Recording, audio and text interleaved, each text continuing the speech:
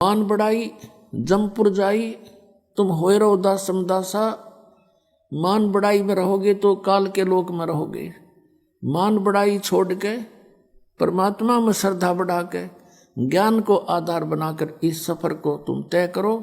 बहुत आसानी से सफर तय होगा आपका और परमात्मा बहुत सहज मिलेगा।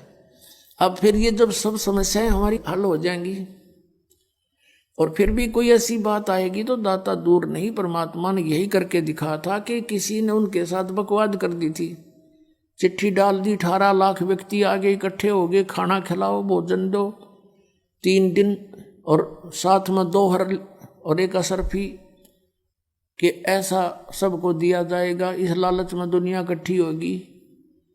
परमात्मा कहते हैं कि जैसे मैं बिल्कुल गरीब व्यक्ति था, ये दिखाया मालिक ने रिहर्सल करके ट्रेलर दिखाया, लेकिन मेरी आस्था भगवान में दृढ़ थी।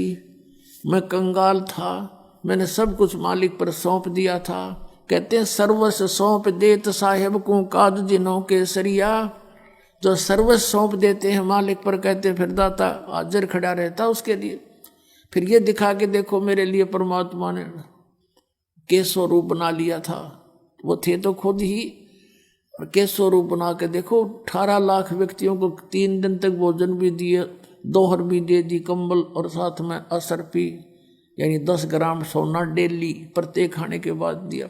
तो तुम भी यदि इतना विश्वास करोगे और यहाँ माया जोड़ कर नहीं धरोगे, फिर देखना मैं कैसे करके दिखाऊंगा। एक समय पुण्यात्माओं, हम क्या हैं? हम परमात्मा की भक्ति करते हैं और हम परमात्मा के ज्ञान से परिचित होने से फिर अपने हिसाब से ही चलते हैं।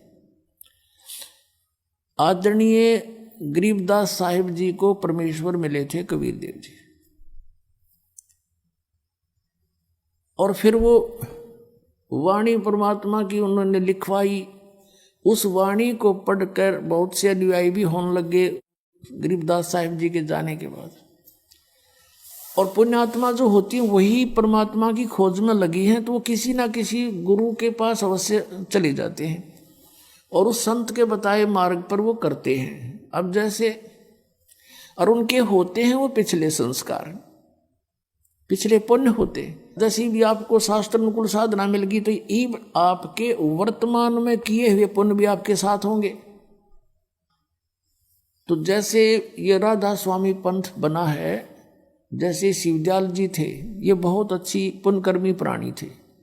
आगे रास्ता मिला नहीं, स्वयं प्रभु बन गया, कोई गुरु धारण किया नहीं। आप पे परमात्मा कबीर जी की वाणी को और गुरु नानक देव जी की वाणी को, इनको पढ़ा के आप पे मन गढ़ंत मंत्र बनाकर और बन गया प्रभु हठ योग करके।